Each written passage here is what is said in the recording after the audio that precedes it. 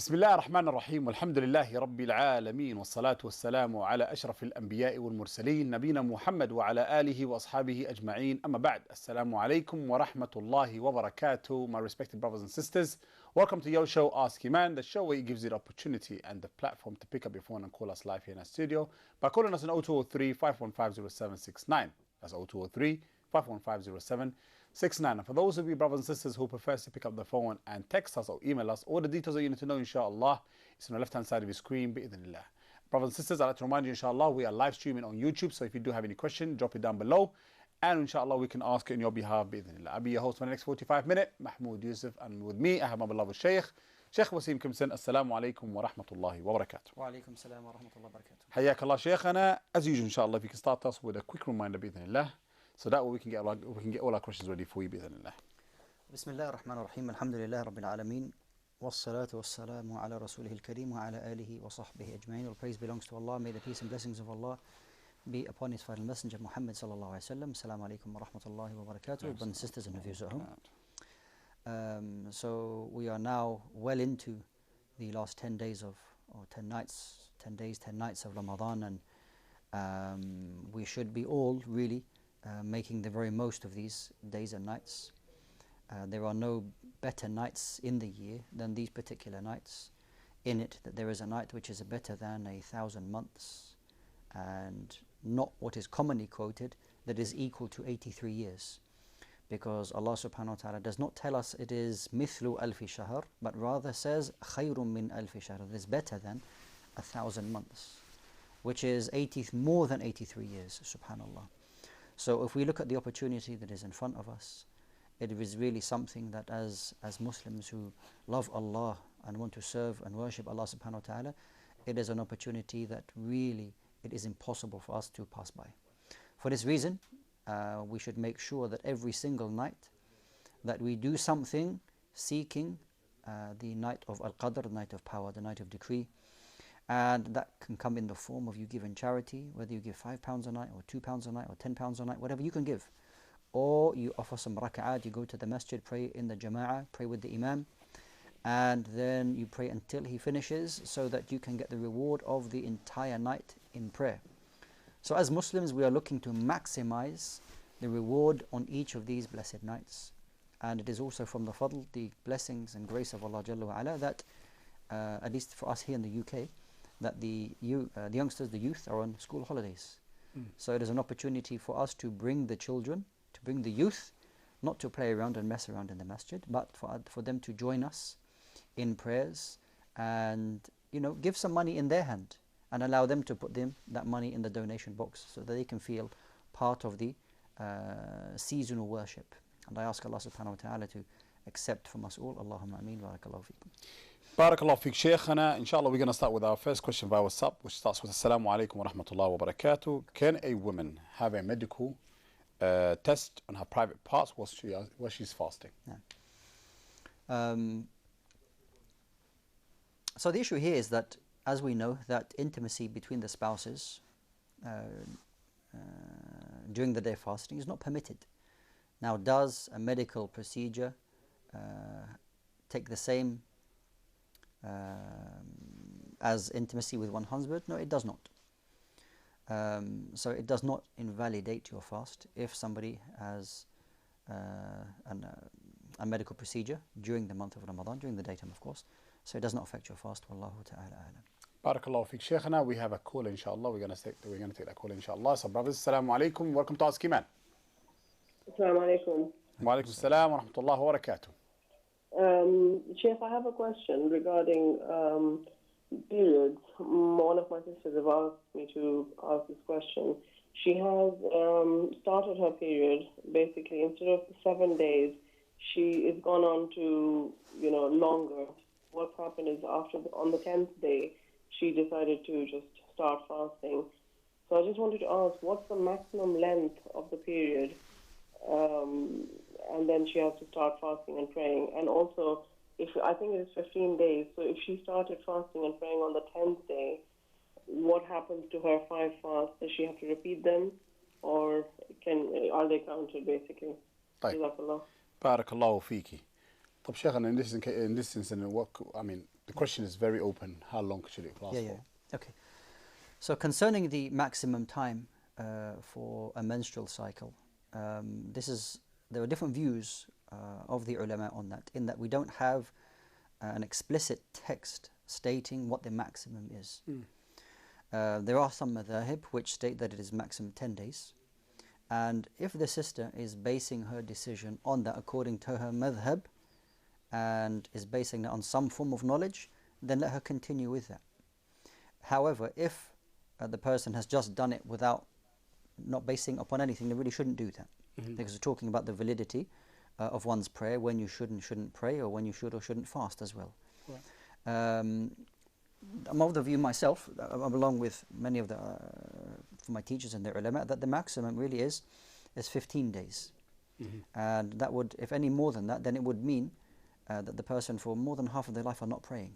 Right. You know, if you think that 15 is half of the month. Right. So our maximum would be 15 days. So any discharge that occurs after 15 days, on the 15th day, after completion of 15th day, that they perform ghusl and that they perform their prayers. Sure. So if the sister herself is basing the 10 days upon the madhab that she is following, she's asked somebody because of that, then she's entitled to follow that.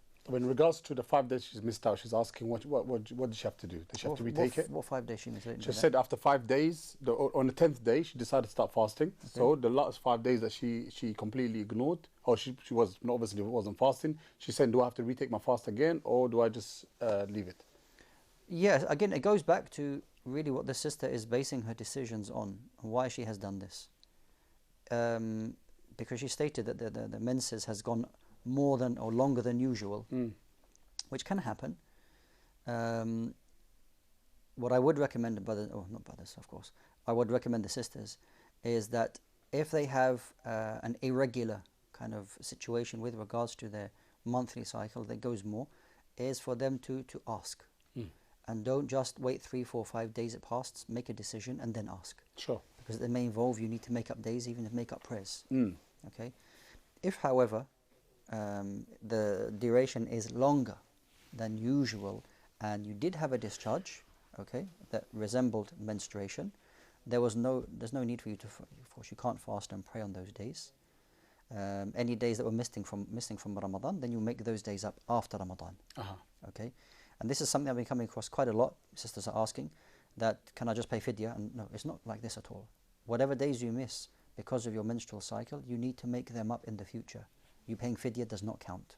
There's no need for you to pay fidya either. No, Wallahu a'lam. Barakallahu fiqh. Shaykh, and this leads us into an ad break, inshallah. Brothers and sisters, please remember to join us after that break, inshallah, with more Ask Eman by calling us here in our studio on 0203 515 0769. That's 0203 515 0769. From me, Shaykh, for now. Assalamu alaikum wa rahmatullahi wa barakatuh.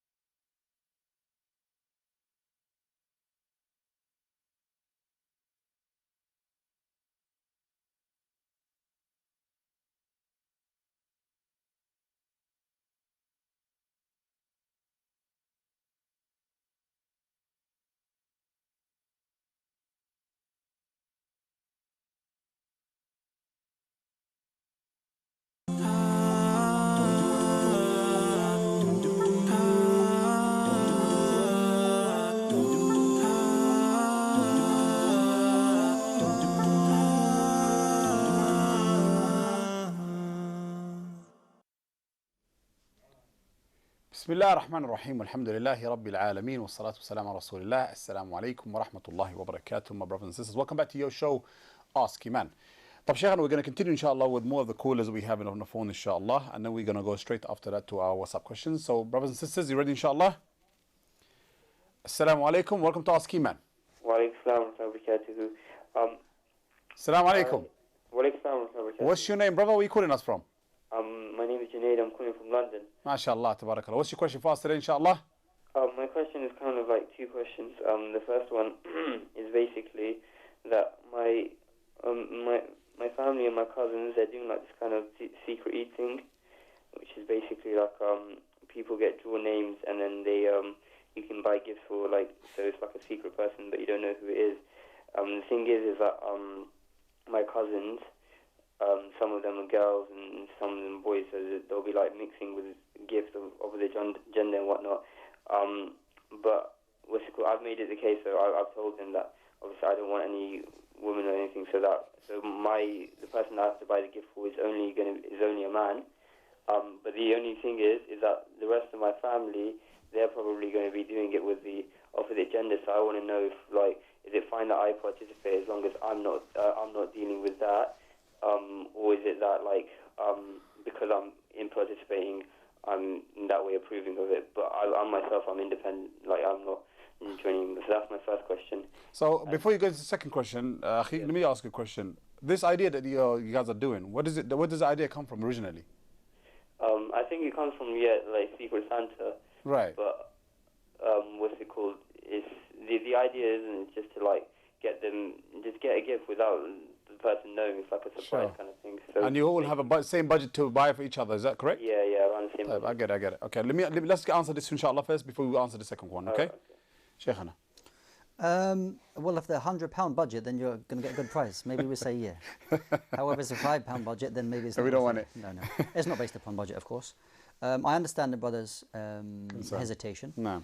In that the origin of buying presents in Islam is something recommended. Sure. The Prophet ﷺ said, "Tahadu tahabu," that to give gifts and to bring about love amongst one another. But it's important to realize that when we give gifts, that we give gifts so that it doesn't bring about, I don't walk up in the street, for example, and give a gift to somebody who I'm able to marry. This may, unless I intend to, well, even that is questionable, but you don't want to create fitna. Sure. Now, within a family, it's a good idea that to give gifts amongst one another. It's a noble thing to do. However, the brother feels that, he doesn't want to give to the female members of the family. Maybe she's a cousin. And then, it later comes to knowledge that, I actually bought the gift and it came to you, and they feel flattered that they got the gift, and, and maybe some uncomfortable feelings there. Sure. So it's your prerogative, really, if you maybe want to step out of that and say, listen, I don't mind buying gifts for anyone. This is something recommended in Islam, but I'd rather just give it to the male folk of our family. If that can be arranged, then this kind of thing is not really a problem. Then the person may claim, well, this is called Secret Santa. But it's not a deen thing. Yeah. This is just a way of giving presents. Sure. It's not. This thing can be invented and can be done at any time of the year. No. And I'm sure it's done in different places, like Qur'ah, like drawing lots, which is something established for us. So based upon that, then maybe the essence of how to give them gifts is not a problem as well. To give. But because of the sensitivity of who maybe the gifts will be given to, is allowed for you just to say, I'd rather give the gifts in another way. Sure. Wallahu a'lam. Alhamdulillah. Does that answer your question for you, inshallah? Yeah, so I think somewhat. So for me, it's just to clarify. For me, it's up to me how I feel about it, and inshallah, like, since I'm not giving gifts to anyone from the opposite gender, and no one from the opposite gender is giving the gift to me, then even though my family might be doing that, it might be all right for me then. Hello. Okay, next question, inshallah. The next question is kind of somewhat related. It's basically like, if, like, for example, my sisters are praying with, like, non-mahram, like, as in their cousins, but they're non-mahram, I know I'm not allowed to obviously play with non-mixed gender, but if everyone's a mahram, like, for example, like playing a game or whatnot, am I not allowed to also play the game? Because then once again, is it like I'm approving of it by being part of it, or is it fine because there's no one non-mahram? What game you playing, brother? So, for example, let's say it was football, or it was like a tag game or something. Okay. Like a board game or something. So we're talking about physical game plus as fun game, family game, right? Yeah, maybe physical, maybe not just like talking. No. Yeah. So I understand that around Eid time, people want to enjoy themselves and have fun. We have guidelines concerning the interaction of the genders in Islam, and that's always safer to do. If you've got games which involve touching, yeah, then of course that's if you're looking from the Islamic perspective, then yeah, you should avoid that. Sure. That's not something you should participate in. But people are free to do as they like. You live in a country, you can, that's what you want to do, you're free to do it. But if you're asking for the Islamic position, then that's the guidance really that's given to us concerning if it involves touching other people, then other gender, non-mahram, then you shouldn't do that. As for then board games and things like that, well, it really depends again on the ages of if they're youngsters, then when I say young, that's dun al-bulugh. No. Talking about 8, 9 and 10 and things like that, or even 6 or 7, that's not a problem. Sure. But when they reach the age of adulthood and things like that, then it's in the close proximity. Again, if you're looking for Islamic guidance on that matter, then the separation, the separation is a big word, but the using wisdom in interacting with the other gender is very important, so not to bring out any fitna. Of course. Okay, so if you're playing a game like this and there's laughing and joking and things can develop. So that's what we want to avoid. طيب. From an Islamic perspective, and Allah subhanahu wa ta'ala best. Barakallahu feek. Let's take our next call, inshallah. Assalamu alaikum. Welcome to Ask Eman. Hello? Hello, assalamu alaikum. Wa alaikum. You're live on Ask Eman, sister. What's your question, inshallah? Questions actually. The first one about. Sister, your line is cutting out, so I can't hear you clearly. Can you just say it again, inshallah? Can you hear me now? Yes, go ahead. Okay, I have 3 questions. The first one is about, I know travel insurance is, insurance in general is haram unless it's legal, unless you legally need it. But travel insurance, are we allowed to get travel insurance? Okay, next question. Next one is, if you don't know the dua in Salah, the end where it says, "Oh Allah, protect me from the torment of the grave, the punishment of the hellfire." If you don't know it in Arabic, can you say it in your Salah in English? Okay, next question. You've got 30 seconds. What's your next question, sister? Yeah, and then the next one is, I can't remember now. Don't worry, it's okay. Fine. No, fine. Call us after our break, inshallah, for the third question, inshallah. So I've got 2 questions, and I will be able to ask that question for you on your behalf, bi-idhnillah. So, brothers and sisters, please join us after that break, inshallah. We will continue taking your calls and your messages, inshallah. From me and the Shaykh for now. Assalamu alaikum wa rahmatullahi wa barakatuh.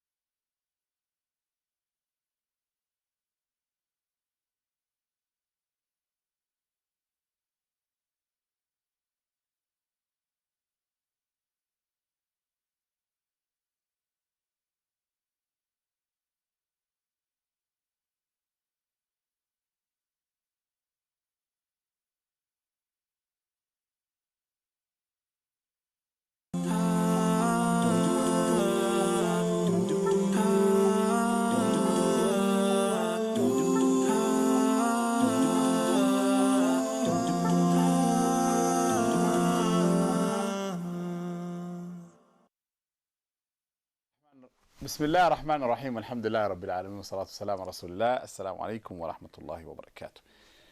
طب شيخنا, we had a caller before the outbreak. Let me just find out if the sister's still there. Assalamu alaikum, sister, you still on the line? Walaikum assalam. Yes, I'm still on the line. Okay, what's your third question? The third question is, so I understand after the tashahhud in salah, when you say Allahumma salli ala Muhammad, I understand it's not a pillar of the salah, but are you blameworthy or sinful if you don't say it at the end of your salah? When you say at the end of a salah, we mean like when tashahhud, when you're doing tashahhud. After tashahhud, yeah. Okay, khair. Are you talking about yourself, sister? Yes, I am. Okay, good. طيب شيخنا, طب خلاص إن شاء الله sister, I got the three questions inshallah, so I'm going to ask بإذن الله. So if you want to stay in the line, if we want a clarification, we'll call you back inshallah, okay? Jazakallah. بارك الله فيك. طيب شيخنا, in regards to the first question, well, let's go with the last tashahhud. So now if the tashahhud itself, because I've never heard this one before. When it comes to tashahhud, are we sinful? Because I thought tashahhud is part of it to give the salutation to Allah, the Prophet sallallahu alaihi wasallam. Okay, so the sisters ask a very good important question concerning the prayer. And as we know, the prayer is made up of pillars, which they have to be done, and there's obligatory acts, and then there are sunnah acts. As for the tashahhud, which is specifically the statement at-tahiyyatu lillahi wat-tayyibatu until the end, when it finishes with ashhadu an la ilaha illallah wa ashhadu anna muhammadan abduhu wa rasuluh. That's the tashahhud. Yep. This is something that inshallah you have to say if you haven't learnt it, because maybe you reverted to Islam, and then of course you just try your best. Okay. As for the saying of Allahumma salli ala Muhammad, then there are those ulama who say it as a sunnah to say in your salah, and then there are others who say it's an obligation to say in your prayer. Now the wording of it, the fact that the sister would have said Allahumma salli ala Muhammad, and that's all she knew, would be enough. Alhamdulillah, would be enough. Even though she didn't know the complete Dua Ibrahimiyya or the Dawrud or the whatever you want to call it. Allahumma salli ala Muhammadin wa ala ali Muhammad kama sallaita ala Ibrahim wa ala ali Ibrahim innaka Hamidun Majid. Allahumma barak, which is part of all the praise, the salah upon the Prophet alayhi salam. The sister said Allahumma salli ala Muhammad would be enough. If that's all you know for now, that's enough for you to say.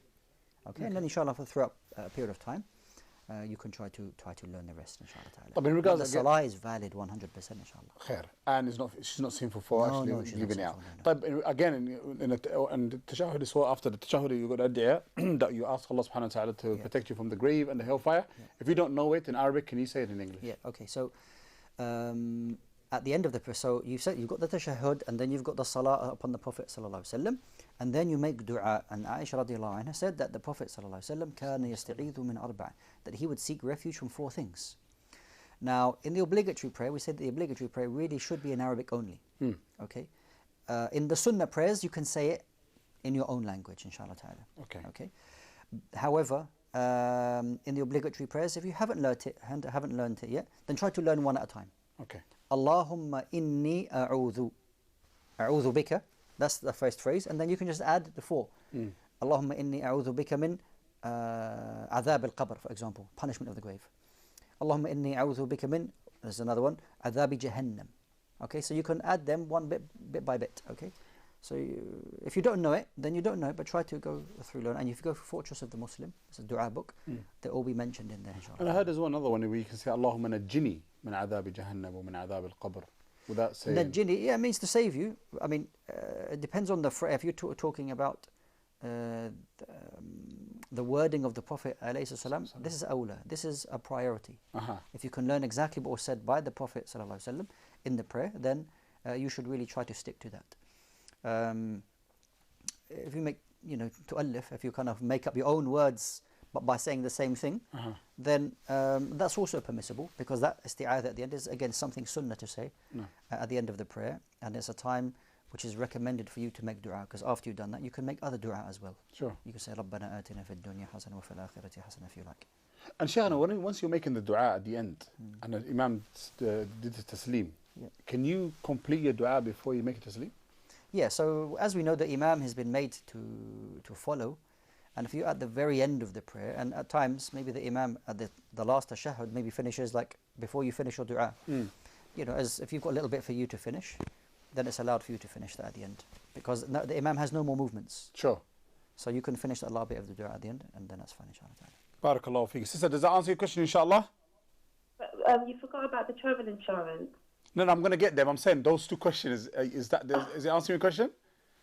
Yeah, but the only thing is, I already know Allahumma salli ala Muhammad. I know it, but if I don't say it, even though I know it, it depends on what I believe, whether it's obligatory or not. So if you know it, but you decide not to say it. Okay, you're in prayer. Why you don't want to say it? I do want to say it, but I was told that you don't have to. So I don't want to keep doing something you don't have to do. No, well, even if it's a sunnah act, we would say you should do it anyway. Because even if it's a sunnah, I mean, that if you left it out doesn't affect the validity of your prayer, then we'd recommend you to say it. No. It's a very important part of your prayer, sister, that sending salutations upon the Prophet sallallahu alaihi wasallam. So even, it may not be an obligation. I mean, the madhahib are different on this. I mean, according to what I believe it is an obligation.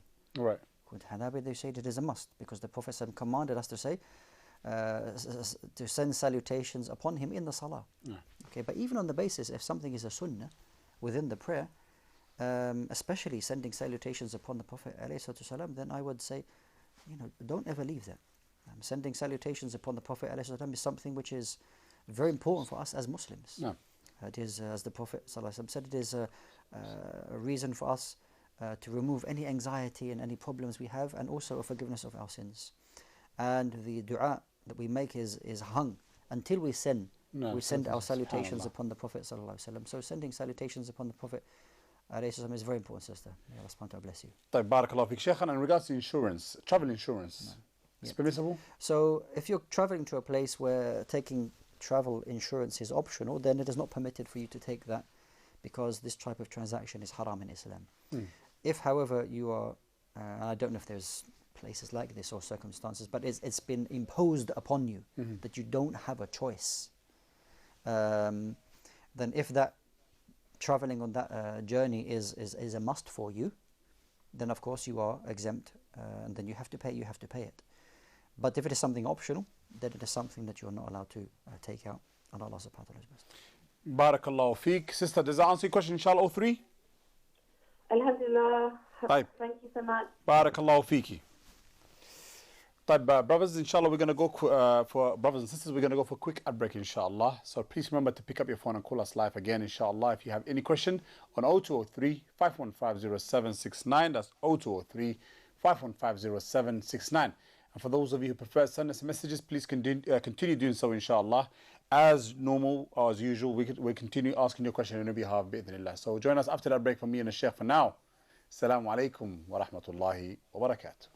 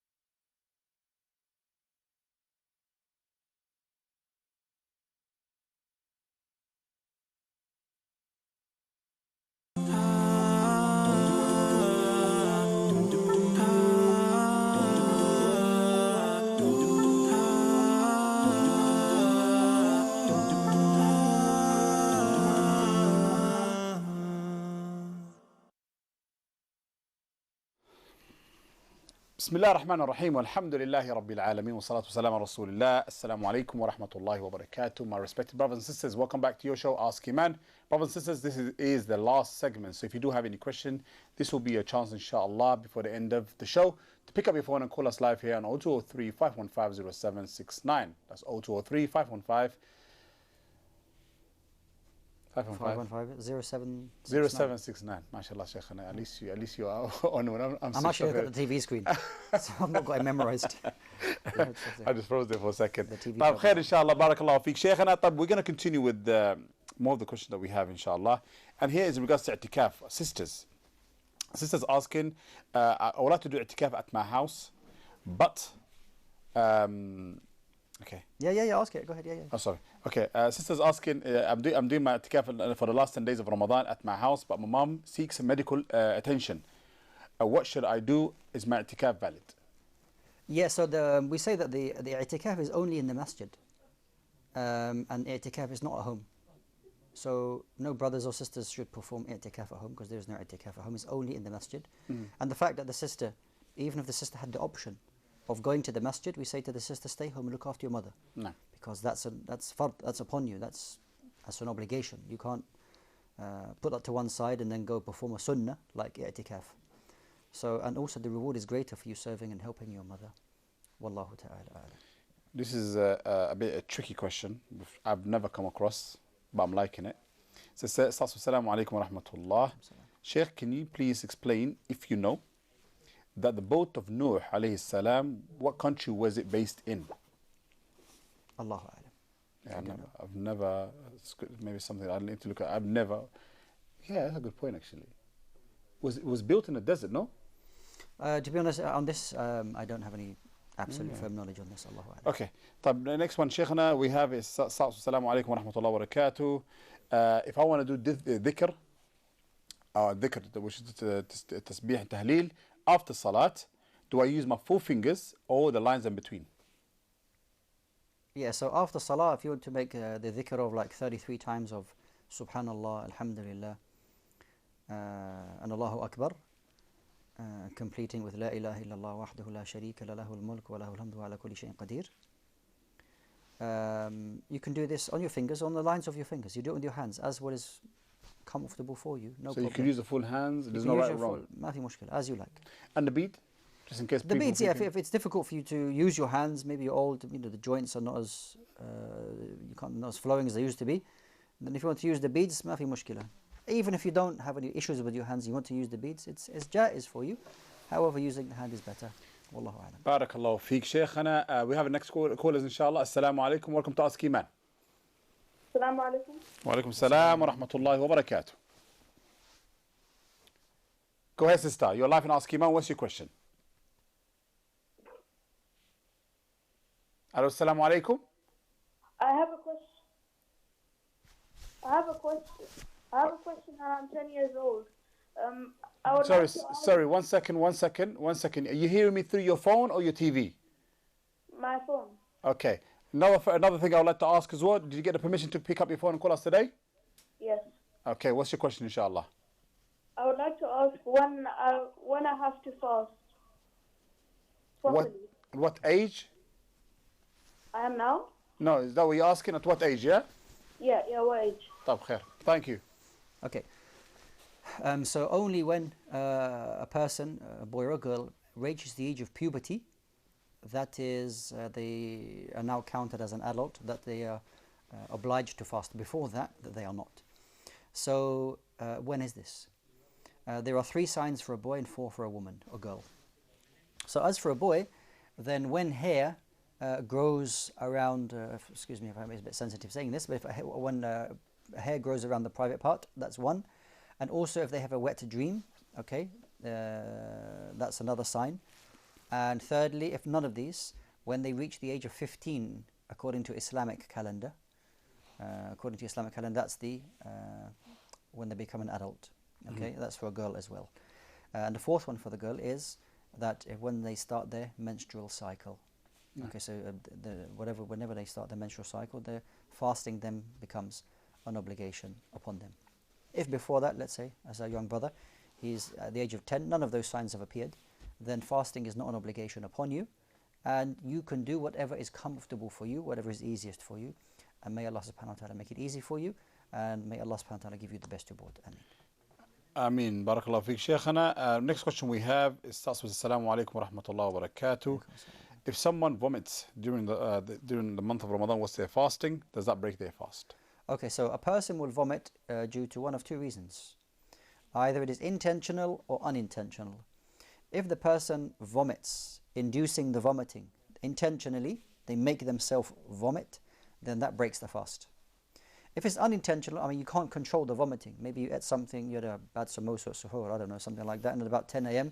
you feel, you want to vomit and you can't help it, then you vomit and the fast is still valid if you're able to continue. So that's the difference between the two, and Allah subhanahu wa ta'ala knows best. Barakallahu feek, Shaykhana. Let's take a next call, inshallah. Assalamu alaikum. Welcome to Ask Eman. Waalaikumsalam. I have two questions for the Shaykh. Tfaddali. The first one is, does swallowing phlegm break the fast? And does having a blood test break the fast as well? And the second question is, what advice No, can sorry. the Shaykh give? So you already gave me two questions. So one is phlegm and the other one blood test. What's the third one? Yeah. Okay, well, the third question is, what advice can the Shaykh give to mothers who might be struggling to do ibadah in the nights of Ramadan, because, if they have young children and by the time it's evening, they're absolutely exhausted. What advice can the Shaykh give for mothers? May Allah make it easy for you. Barakallahu feek for calling. طب Shaykhana, blood test. Does it break your wudu? Does it break your fast? Yeah, so having a blood test does not break your fast. Wallahu a'lam. And swallowing your phlegm? Swallowing your phlegm, yeah, see, if you do it intentionally, somebody can have maybe got a cold or something like that, and then they swallow something. Different views on it, but it's best to avoid. If you can kind of spit it out, then you should do that, okay, to avoid the grey area. And the other one is in regards to parents or mothers. What advice can you give them when it comes to worshiping Allah subhanahu wa ta'ala, because they're exhausted by the time the kids go to bed? Yeah, as all of us, we have a debt to our mothers that we can never ever pay back. No. And that is because what our mothers have done and do for us. So the fact that you are looking after your young children, may Allah subhanahu wa ta'ala bless you and give you the best reward for that in the month of Ramadan. And whatever you're doing, maybe you're feeding them, you're eating them, you're cleaning them, you can make tasbih while you're doing that. And Allah subhanahu wa ta'ala knows your situation best. Therefore, seek whatever you can do, whatever you're doing, seek Allah Azza wa Jalla's best reward. And Allah subhanahu wa ta'ala will reward you accordingly. Barakallahu feeki. Jazakallah khair, Shaykhana. Brothers and sisters, we have come to the end of the show. So please remember to join us tomorrow, inshallah, for more Ask Eman. Please remember the number you need to call, inshallah, tomorrow is 0203 515 0769 with our brother Ibrahim Atubi. For me and the Shaykh for now, Assalamu alaikum wa rahmatullahi wa barakatuh.